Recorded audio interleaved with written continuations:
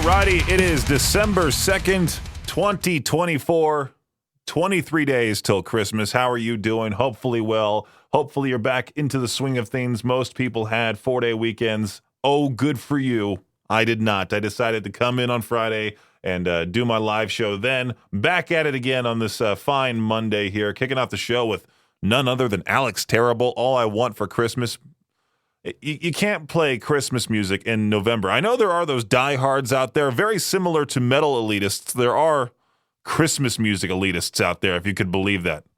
I've seen some of the messages sent to the Classy 97 Facebook page.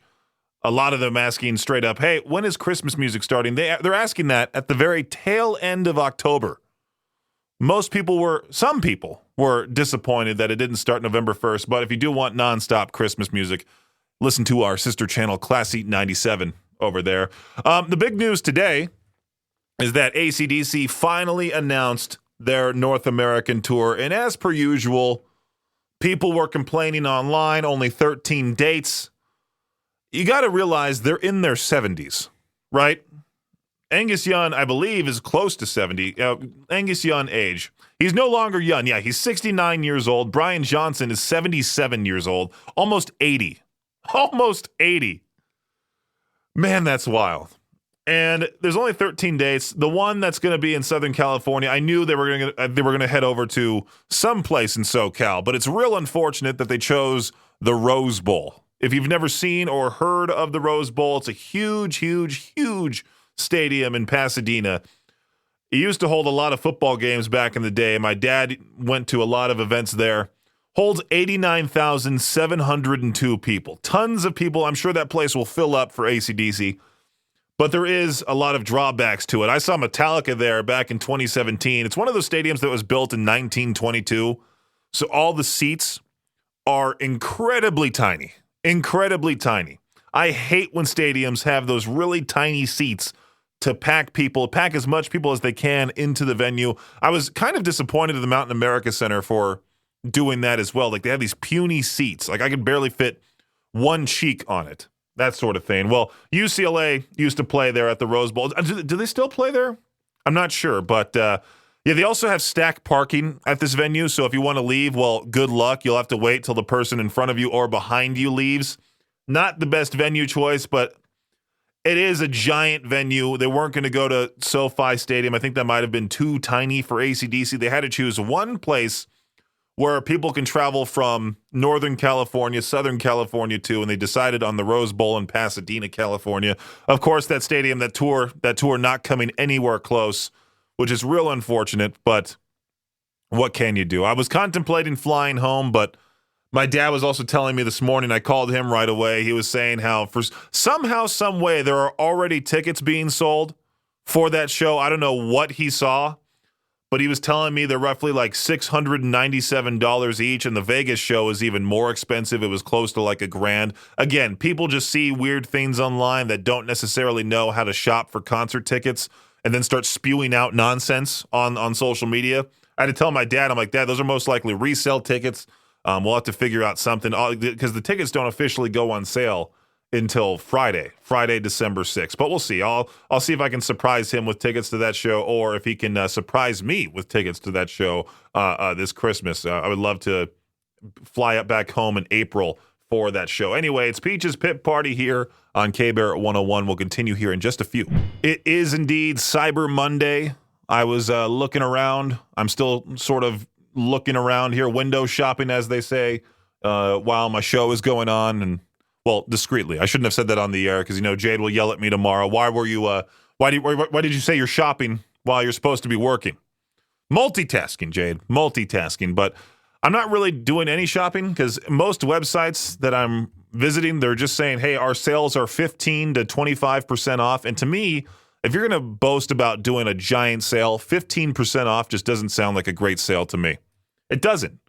There's not a lot of great sales out there. It used to be like 75% off certain products, but now if you see 75, 80, 85, maybe even 50% off any product, that you just automatically assume something's wrong with this product here. I did see a couple vacuums, and I've been desperately wanting to get a new vacuum ever since I bought my little cheap one. I bought this cheap red vacuum from Walmart. Back when I first started here, back when I first moved out on my own, I'm like, I'm not spending $200 on a great Dyson vacuum. I'll spend $35 on this tiny little thing that doesn't actually suck. If you know what I'm talking about, it doesn't suck things up. You got to take the actual vacuum part of it off and just use the hose, and that cleans up my place. I've had to borrow my friend's vacuum from their parents' place. I hit up my friend Bryson back when he was visiting me before I left for a week in California. I'm like, hey, by the way, since you're in town and you're at your parents' place, can you ask them for me to use their vacuum? And they said, sure, just used it, cleaned my place right up. It was super nice. One of these days, I'll have to invest in a nice vacuum. If I do somehow find a great sale, I'll be sure to get a vacuum. Even the band T-shirts that I was wanting, 15% off. Ooh. Like, that's a sale. I guess a lot of people are just sick and tired of dating apps. They're trying different ways to find that potential significant other. There was that one story a couple weeks ago where that one guy took out a billboard and it said, hey, if you're interested in me, which pointed to the guy in the billboard, please fill out application here or something like that. And he ended up getting a lot of just people reaching out to him, wanting to date him. Well, if you're also one of those people that's sick of dating apps and you're wanting to finally find that somebody, you're not going to meet somebody through your friends, relatives, school, or work, but you can find them through newspaper personal ads. Yeah, we're going back to the newspaper. This trend is especially popular in Vermont, according to this article here. It seems where the ads, which are typically found in local newspapers, are making a comeback as a way to meet. Sort of like, do you like pina coladas and getting caught in the rain, that sort of thing. The personal ads might be your thing. If you're wanting that old-fashioned way, I don't even know anybody that has a newspaper that's even older, like way older, that uses the newspaper. Is Vermont that far behind? I know Idaho is typically behind when it comes to certain things, but Vermont, wow. So I found out this is not a Onion study or a Hard Times article that's supposed to make you laugh. This is a legitimate study that happened. People who think they look good in the mirror are completely wrong. There you go. I, for one, sometimes see myself and I go, okay, I look decent today. But then I see myself in a video and I go, oh my God, I need to lay off the Taco Bell. I need to completely drastically change my diet. This is the reason why people often make fun of me. There's so many thoughts that go into my head every single time I see myself on video. But then what's funny is that a couple years later, I'll look back on that video and go, oh, I look just fine. It's very weird how your mind plays tricks on you. Well, your mind, for the most part, will look at you and point out every single flaw there is about you. When in reality, people don't see that of you. They just see you, right? That's how it goes. But I had to do a double take with the computer screen here because I was like, wait a minute, what? Study people who think they look good in the mirror are completely wrong, and it breaks down into, self-confidence, a key factor in the mirror illusion, a distorted reality. It's very weird when the camera flips on you and you see what people actually see of you, and you go, that's what I look like to other people? What? And this right here is your Shot Clock Sports Update. On Saturday, Michigan, a 20.5-point underdog, upset number 2 ranked Ohio State at the Horseshoe in Ohio. Then things got squirrely. Michigan players planted their flag at midfield and a brawl ensued. Punches were thrown, leaving players and coaches from both sides bloodied. Police eventually uncorked some pepper spray to break up the fight because, let's face it, they're not going to be able to handle a giant dude, a giant lineman, a bunch of linemen all at once fighting each other. Nothing like a little pepper spray in a crowd of jacked up college football players to calm things down. Ohio State losing to Michigan in this way for the 4th time in a row has Ohio State fans reeling. Of course, it didn't take long for fans and others to call for head coach Ryan Day to be fired. And by Sunday afternoon, the Big Ten Conference cracked down and fined Ohio State and Michigan $100,000 each for the whole melee. We'll see if that's the end of the investigation America was watching. You can't unsee college kids getting popped with pepper spray. Good luck to those wanting to declare themselves for the NFL draft.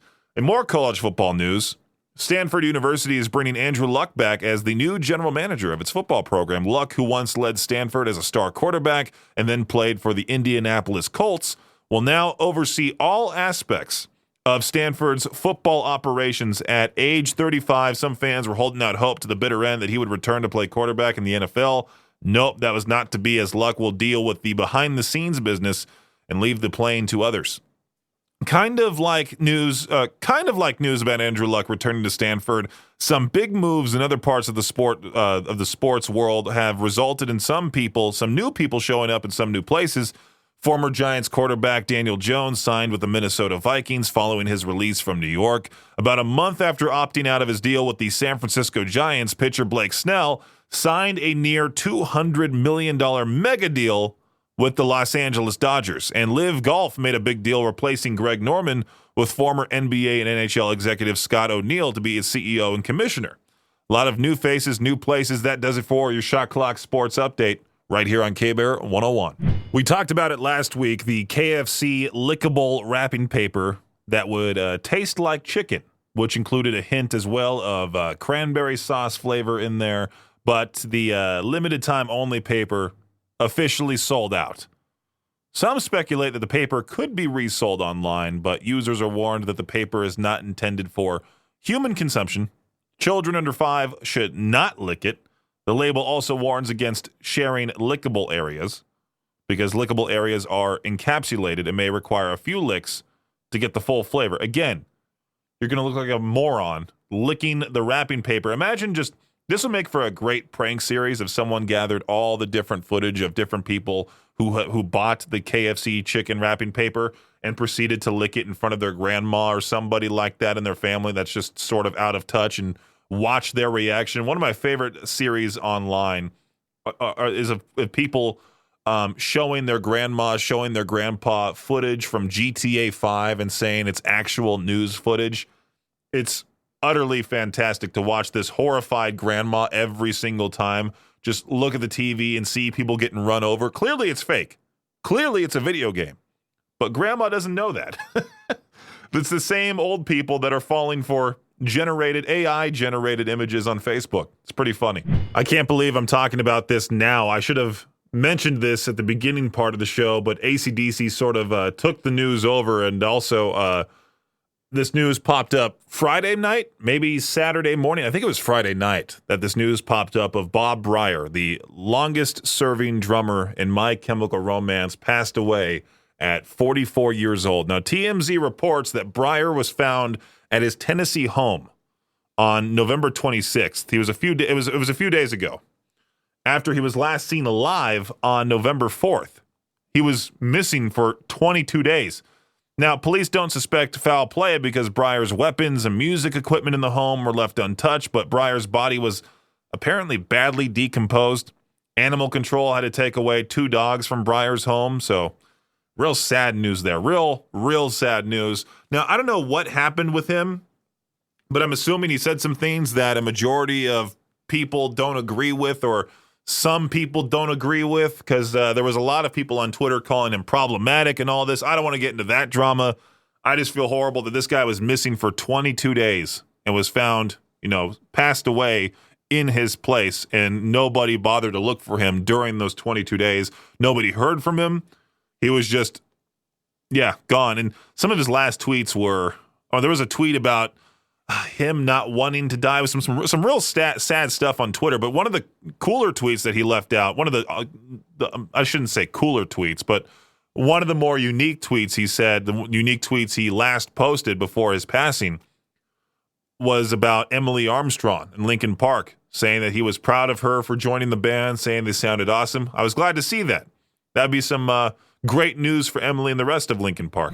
K-Bear 101, Idaho's only rock station. This is the first year I've sent out Christmas cards to friends and family, and I'm still sending a few out. I still got a little pile there on my desk, and I've sent out those to whom I have thought of right away, like my parents, my best friends, even my extended family, like my Uncle Sonny, Uncle Bob, and Uncle Mark, who I hardly ever talk to. He's one of those dudes that boasts about his nice place and everything. Super, super fun guy to be around for small amounts of time at a time, if you know what I mean. I'm just joking. I'm assuming that one of my relatives is going to hear this on the Peaches Pit Party podcast, and then, hey, Uncle Mark, did you hear what Brendan had to say on his radio program? Well, here's a funny example of how little I talk to Uncle Mark. I texted him because I texted my dad first asking what is Uncle Mark's address. My dad said, I don't know. Why don't you text him? So I texted him asking for his address saying, hey, Uncle Mark, hope you're doing well. What's your address again? I'm sending out Christmas cards. Texts back, let's see here, about almost 30 minutes later. Who is this? No punctuation at all. And I wrote, it's Brendan. And he wrote, cool. But the L in cool is, for some reason, not with the rest of the words, so it goes cool. Finally texts me. That conversation was on Saturday around 1:45 p.m. He texts me back at 7:15 p.m. Hey there, how have you been since I never see you? Are you coming down here for the holidays? It'd be great to see you. My address is blank. Insert address here. Texted him about my job, what I'm doing still, everything. Left me on red. Is he worthy of the Christmas card at that point? I don't think so, but you know what? It's family. I have to send him one, right? I was just scrolling Ask Reddit trying to find a question for tomorrow's To Peach Their Own, and came across this one. What's the worst city you've ever been to traffic-wise? And maybe the first one that comes to your head, if you're from around here, is Salt Lake City. You might even say Los Angeles, New York. Those are obvious answers, right? Well, I was going down this thread trying to find different answers from places I wouldn't have thought of. Lagos, Nigeria, the top most upvoted answer. The guy said, holy crap, the roads there are completely insane. Interesting. Never would have thought that in a million years. Someone wrote Jakarta. First of all, nothing in North America is even close. I've driven to New York City, LA, Boston, Atlanta, various other big cities here in the U.S. This is all very easy and straightforward. People mostly follow the rules. Also, the density of these places, just nothing compared to the mega cities in Asia. In Jakarta, it can take hours to go a couple of miles, and then there are 10,000 motorcycles at every turn doing just about everything except following the rules. Have you seen those videos on YouTube of people getting haircuts or head massages over in India? They pop up every once in a while on my feed. There was this guy named Baba the Barber or something like that. He passed away, unfortunately. But people would watch his videos to relax, and you would hear in the background various honks because in India they use honking to communicate with one another when driving. So it's not that all relaxing when you're trying to watch this video and all you hear is dun, dun, dun, dun in the background. And there's a billion people in India. I could imagine their traffic is probably the worst. It would make Los Angeles look fairly easy. Have you bought anything for Cyber Monday? I haven't. I don't think I plan on it. I'll wait for next payday in order to buy some small gifts for my family and my friends. And I do love how threatening most of these Cyber Monday messages are. I got a notification from the Walmart app that says here exactly, word for word, you've got until 11:59 p.m. Eastern time. Fill your cart accordingly. Or what, Walmart? Like, there are a lot of different businesses putting similar messaging out there. Like, you have until tonight, and then it will no longer be available to you. The sale will be done, which is not the case. Because you'll see the same exact deals tomorrow and the rest of December leading up to Christmas. That's how all businesses are around this time. They'll give you these timelines, but magically the sale gets extended or something like that. Or they don't even say anything about the sale extending. They'll just have it last all month. Watch. Some of the same deals you're seeing right now will still be around on Friday this week and also later this month. K-Bear 101, it's hard to believe that my 10-year high school reunion was over the weekend on Saturday, November 30th at this place called Mulaney's in Long Beach, California. Now, I didn't graduate from this high school. I ended up transferring to a different high school called Ocean View High School in Huntington Beach, California. And I went there, graduated there, then went on to go to Cal State Fullerton and all that. And I kind of wanted to go to that just to see everybody, see what they're up to. There were a few people in my class from the first high school that I went to that went on to be very successful so far. They're still very successful. One of them is a guy named Darren, who I think I talked about on the show previously, that he now pitches in, I think, the minor leagues. Maybe he did get called up recently, but I was playing MLB The Show 2024, and I saw D. McCoggin was pitching to my created player. And I looked it up. I did a double take and looked in depth into it even more and saw that it was Darren McCoggin who I went to high school with, he was in a couple of my classes. He was in my conceptual chemistry class my sophomore year. Super nice dude. I'm hoping he has a great career in Major League Baseball. That's incredibly cool to know somebody who's made it to the professional level. And he was actually at the high school reunion, same with a lot of other people that I would have loved to talk to. But at the same time, for the high school reunion to be in late November, trying to come from Idaho, number one, the prices for the airfare would have been through the roof because it was around Thanksgiving. And number two, like, still, I don't think I would have been accepted into that event because I didn't graduate from Los Alamitos High School. I think I would have had to been a part of the graduating class. I kept talking to my mom about it, and she kept nailing that point of like, you didn't graduate from the high school. You didn't graduate from the high school. It's like, well, I don't want to go to the Ocean View High School reunion because I barely knew anybody there. I only really knew my basketball teammates, and that was about it, really. So maybe I'll wait for the 20-year anniversary high school reunion. Then I'll start seeing the real downfall of some people. Hopefully not myself.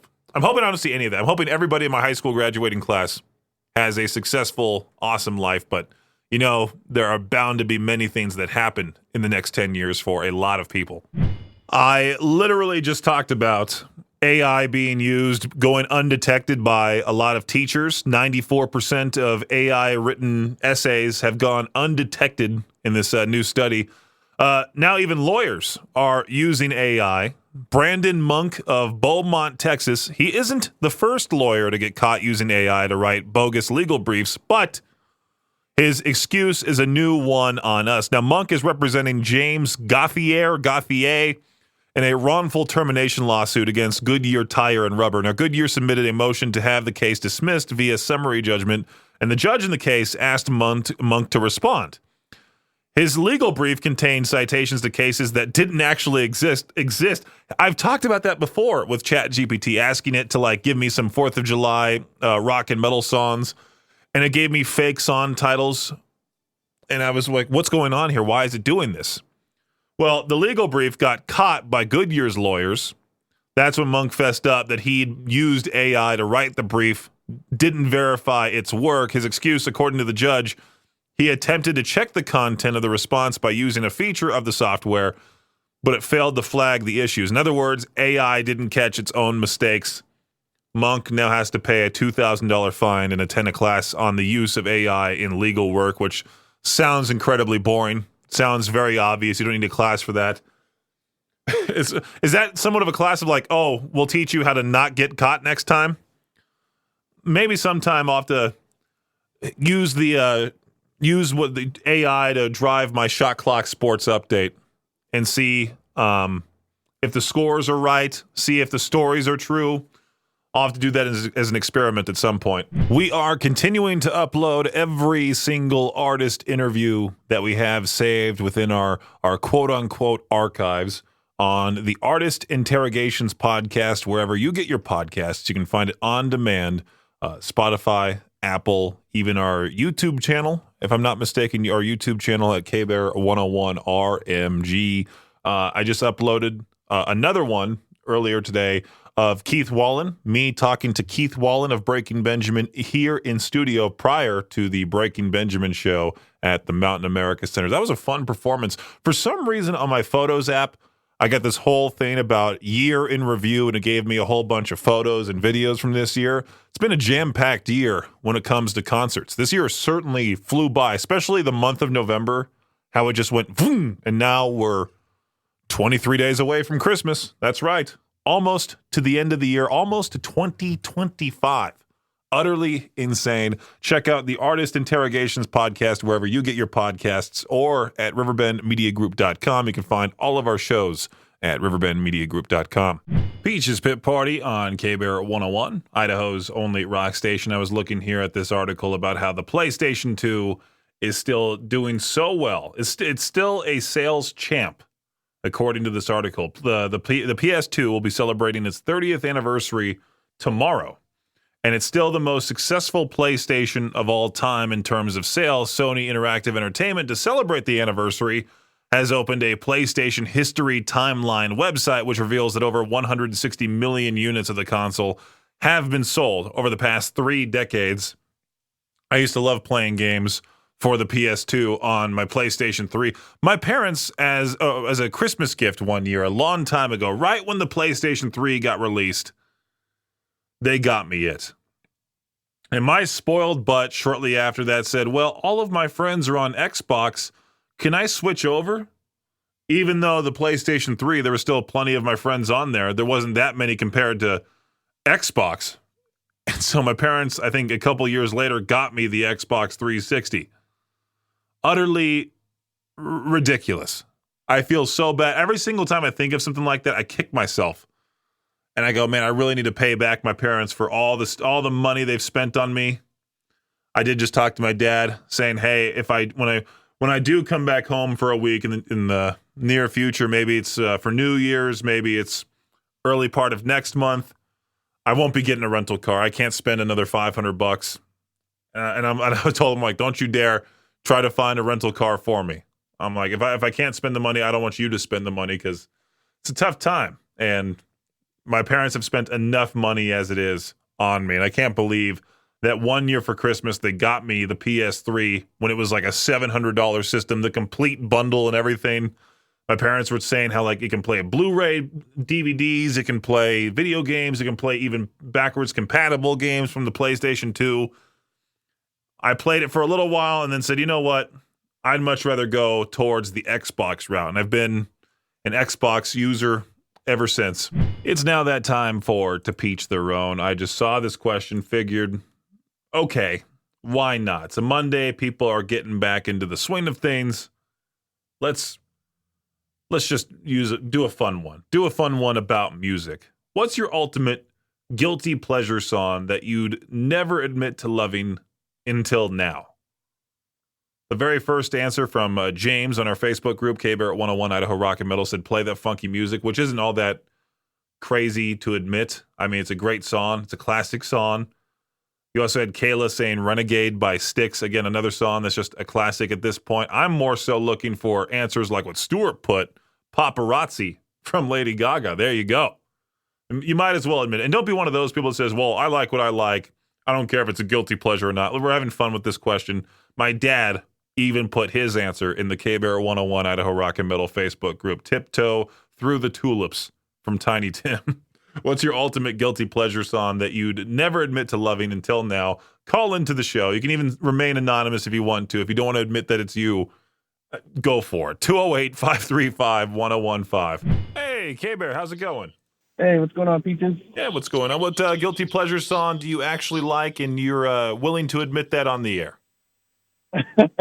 It would have to be Katy Perry, Teenage Dream. Nice. Very nice. She was huge back in like 2010. Her career has really taken a downfall now. Yeah, you landed it right there. Yeah, 2010. I remember listening to that song before I went to wrestling practice. Yeah, she had some fun ones back in the day, and now she kind of just that swish swish song that she had was awful, but I'm hoping she makes a comeback. All right, well, thank you, man. What was that? Oh, I said, yeah, that was my guilty pleasure song, though. Oh, I appreciate it, man. Thank you so much for calling in. Yeah, you're welcome, Peaches. You have a good evening. You as well. All right, the lines are full. Here we go. Hey, K-Bear, how's it going? Oh, it could be better. What's your ultimate guilty pleasure song that you'd never admit to loving until now? Let's see. Probably Bye Bye Bye. NSYNC? Yeah. Yeah. Do you like NSYNC or the Backstreet Boys more? I think I like them equally. Yeah. The same. Yeah, I'm a little bit more lenient towards the Backstreet Boys. I like those guys a lot more than NSYNC, but it's really funny because a lot of these metalheads, these metal elitists, they always go like, oh, who wants to listen to that stuff? But then every single concert, Backstreet Boys, I Want It That Way gets played. Magically, everyone in the audience knows every single word. Yeah, exactly. Yeah. But I actually had a request too. I'm kind of going through a breakup, so. Oh man, I'm sorry. It's fine. I mean, it is what it is. I know it's kind of a generic thing to say, but it really is what it is. Right. But do you want me to play some like She Sucks type of song, or I'm just kidding. No. I'm just kind of looking for something like really heavy, like Lorna Shore or Job for a Cowboy or something like that. Well, which one? Do you want me to flip a coin for between Lorna Shore? Yeah, go ahead. Flip a coin. Okay. Coin, heads Lorna Shore and tails Job for a Cowboy.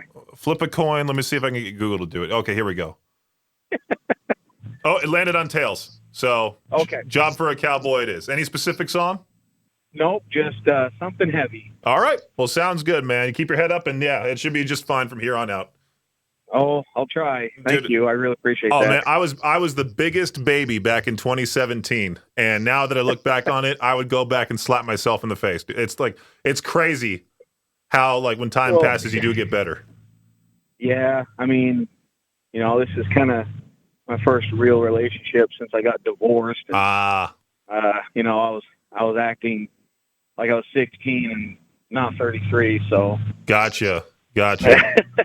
No worries, man. Well, yeah, definitely. I'll get that song on for you, for sure. All right. Thanks so much. Absolutely.